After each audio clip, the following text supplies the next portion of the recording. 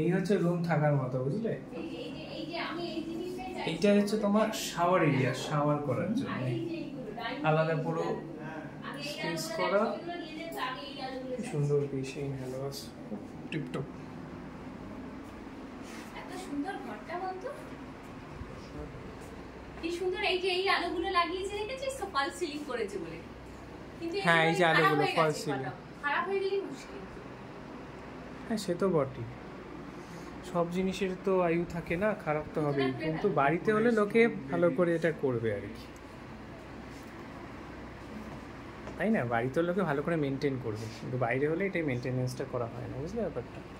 দেখো আমাদের কী কী দিয়েছে, দেখো ইলেকট্রিক কেটলি দিয়েছে, তারপর অনেক কিছু দিয়েছে, দেখছো?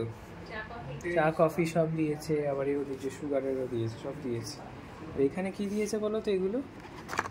এগুলো দিয়েছে ডেন্টাল কিট, ও দাঁত মাজার দিয়েছে। আর এটা দিয়েছে পেডলক দিয়েছে। জুতোটা খোলো, জুতো খুলতে হবে, এই হচ্ছে ঘর।